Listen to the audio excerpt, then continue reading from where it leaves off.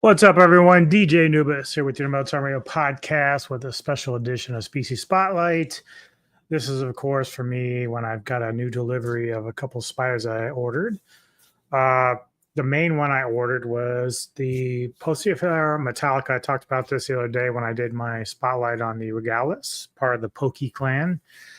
And this one, though, is one of the more sought-after species in the Poke genus, mainly because of its coloration, but also just a fantastic looking spider. So I ordered it from a place called Old Pueblo Exotics. I've never done any business with them, but I will say very professional, very quick response. Even when they send it out through the mail, they send me emails. They're up to date, keep track of everything. Affordable. That's something that's very big for me. Like, the tarantula hobby is not cheap, but I think at the same time, whenever you're dealing with especially exotic species, you have to kind of be reasonable about it. Like, I think that people kind of take people for granted a little bit when it comes to the hobby, which is unfortunate, but I got mine for a very reasonable price. And they had a freebie, which I didn't really expect. I wasn't really paying too much attention. I was just focused on Poke. But they had three options. I could have got another Regalis. I have one already. So I'm kind of right now just sticking to one of each species. So I have 21 currently that I work with, that I have. I'm not a breeder or anything. It's just my pets, my love for the tarantula hobby and the spiders in general. The Poeciifera metallica is a common name is Goody Sapphire Ornamental, Metallic Blue Ornamental, or Peacock Parachute Spider. It's arboreal. It's native to Southeast India. It's a fast grower. It is an old world, has potent venom, so it doesn't kick hairs, but like the other pokies in the genus, if you get bit, it's going to make you feel uncomfortable for a few days. Not a pleasant feeling. I strongly urge, do not handle these spiders. I know some people do. That's fine. That's their business. But it's a risk not only to you, but to the spider itself. They don't have emotions. They can't feel for you like we do for them. So handling them is not a great idea. There are other hobbyists that have been in this much longer than I have that also endorse not handling the spiders, but people are going to be who they want to be, right? Unless, of course, you're transferring from, enclosure to enclosure or cleaning them out, like that makes sense. But still, I have catch cups and stuff. I don't attempt to grab them or startle them or anything like that, or even want to drop them. So definitely want to stay away from that. This is the type of spider for advanced hobbyists, without a doubt. I've been into this hobby now for about 4 or 5 years.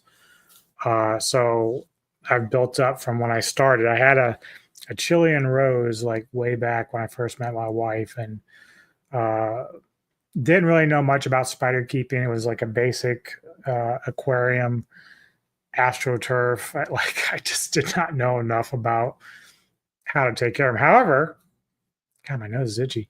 However, I did. My spider did live for quite a long time in that enclosure. So even though I wasn't doing it the way that I learned through Dave's Little Beasties on like bioactive substrate and stuff like that, I still did a good enough job with the spider. I wasn't like harmful to it or anything. It did eventually die. But now, like through watching videos, researching a little bit, I have a little bit a better understanding about the spider, especially the different species, humidity levels, heat, etc. Uh, I'm not perfect still. Like I do things I probably shouldn't do in terms of like checking in on them a little bit when they're sealed away because like I worry that they might die or something. But no harm has come to them. I usually when I find them and they're okay, I just like okay, they'll just reseal it and go back to their business. Uh, but overall, I've done a pretty good job. Had some spiders that had in the past where just one got impacted. Not much you can do. I tried to save it by wetting its spinnerets and stuff to try to loosen up the poop and stuff, but it just didn't save it. Then other ones got like a bugs or mites or something. So, and those are the times you have to kind of clean everything out, make sure you're not having any other infections anywhere else. So it happens, these things happen sometimes. So, but for the most part, all my spiders are fine. They're all in their own enclosures. Probably the next step for me would be getting maybe a Balfouri. We don't tell Missy because that's one of the ones that can commune, so they can actually have more than one in there. You can have almost up to 30 of these spiders together, which I don't really have room for, but to have a Balfouri would be very cool. They're just unique looking spiders, very cool looking spiders. But so the freebie I took from Old Pueblo is the Mexican gray rose. Very cool spider. These photos I give you are kind of much the larger versions, the adult versions of these spiders. This looks almost like an Arizona blonde, or almost like a curly hair a little bit. It's more of a terrestrial spider, whereas the Goody is more of the arboreal. Uh, the gray rose or rose gray is basically from Mexico, so it's down there. It's an opportunistic bit burrower. Uh, has a slower growth rate, but that's fine. I usually just take care of my spires the way I can. Some grow a little faster. The pokies grow really fast. I have a striata and a regalis, and now I have the Metallica. Really, really love these spider hobby. I was kind of joking around yesterday. I was talking with my niece. I love her to death. Tony and I, for our Ghouls of Midnight, for our entertainment portion of my channel, looking to do some merch like shirts and maybe some cups and stuff. So I was teasing her that maybe I should get her to kind of dress up in a metal shirt and some goth makeup or something, and then hold two of my more tame tarantulas. And she had no part of that. She wants no part of that at all. But either way, it was fun to have some fun with that with her.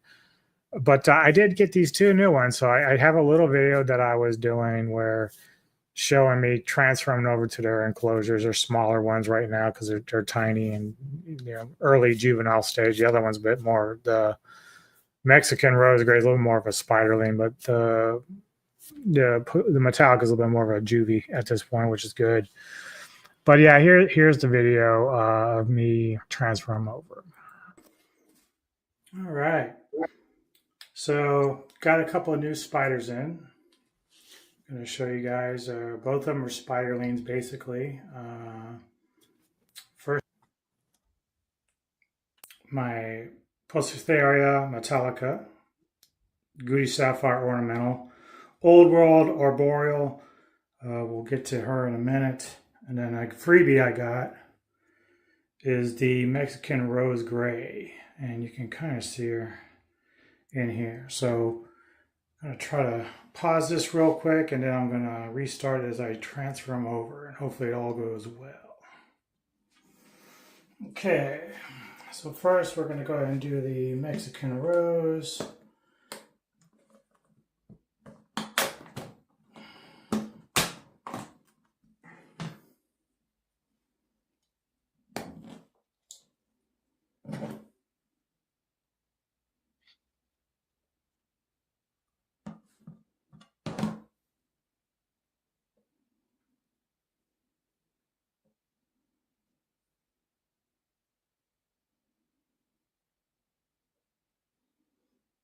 they did a good job of basically kind of dampening and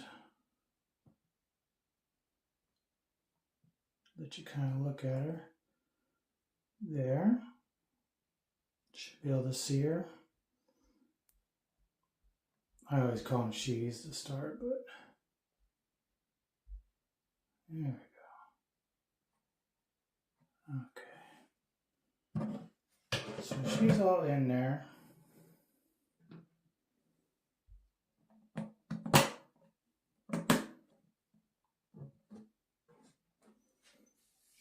Probably because I think I have an ISO in there. It's a little bit too large for her, so I might need to go and I'm not sure the best way I want to do this one. I don't know if I want to go through the side or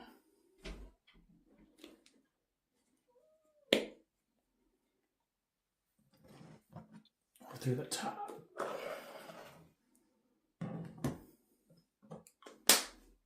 We'll figure it out here.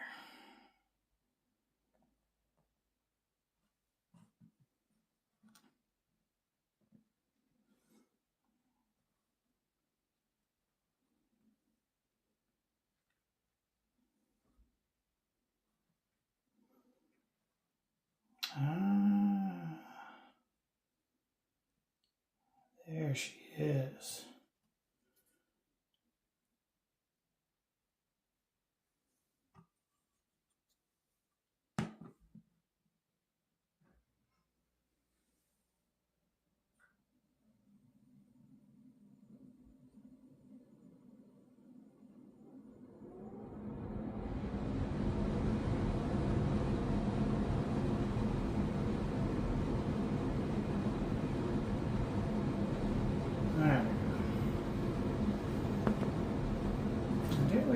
Now she's a little bit larger than the other one, but this should be good for the time being.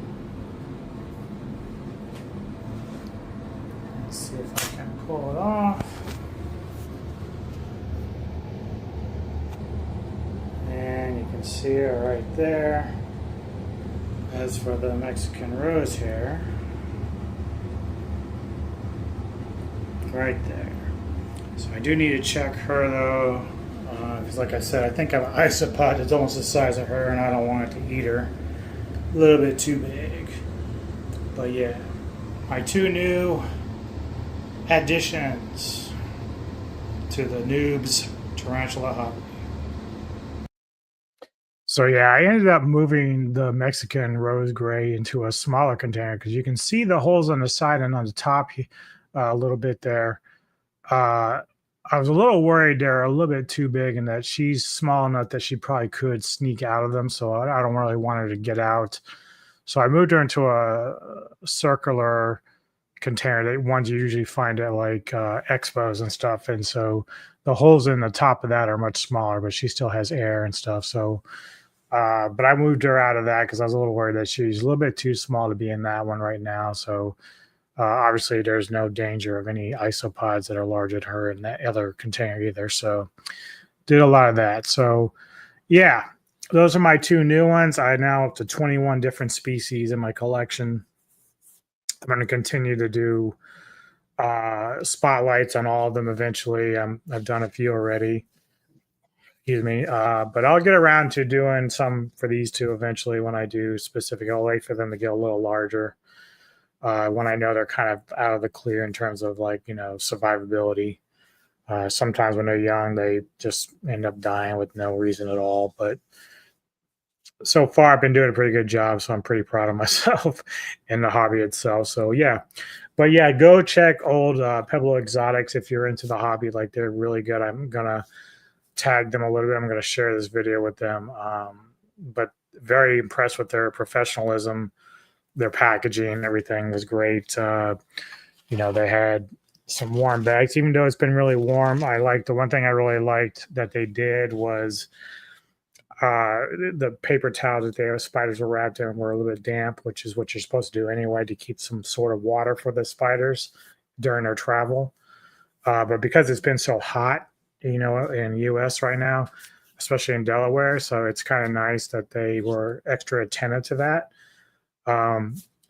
There was another company that I was going to order my Goody from, and in fact, I did order it.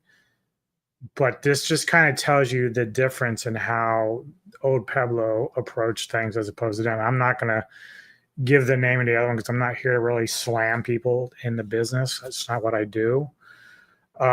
But just how they handled everything in terms of communication and stuff like that, it was worlds different. So I ended up canceling the other order and going with Old Pueblo, and was very impressed with their way they handled everything from top to bottom. So kudos to you all. Great job. I will definitely promote your site and tell people about you and your services and whatnot. So many thanks. Yeah, so got some stuff coming up later in the week. Vintage Cult Cinema. We're doing Sci-Fi Century and I are doing a review on Equilibrium with Christian Bale from the early 2000s. And then Saturday, getting together with Kevin Lambert and Sci-Fi, I believe, to review Young Guns with Emilio Estevez, Charlie Sheen, and so on. And then later in the evening, Olvin and I teaming up again for Silver Screen Savants for Pirates of the Caribbean, Curse of the Black Pearl. So we're going to start there, and we'll probably end up getting to the other films at some point. But we're just continuing on with different movie reviews. If you guys like entertainment and whatnot, and you're outside of this Tarantula hobby, like talking music or movies or whatever, check out some of the other videos we have. Mr. Tony the Dead and I do Ghouls at Midnight every week, where we just alternate picks of movies that we choose to watch. Generally, it's in like the horror, sci-fi, nature, thriller, but sometimes we throw in a crazy one that's really not horror at all, but just depending on our vibe at that moment. But yeah, check it out. Let us know your thoughts. Please, if you see people that I collaborate with on my channel, go and like and subscribe to their channels. A lot of great content out there with those guys. And of course, like and subscribe to here. Give me your thoughts. What do you think about my 2 new additions? What do you think? See you later. Enjoy the rest of your day. You see me before you die.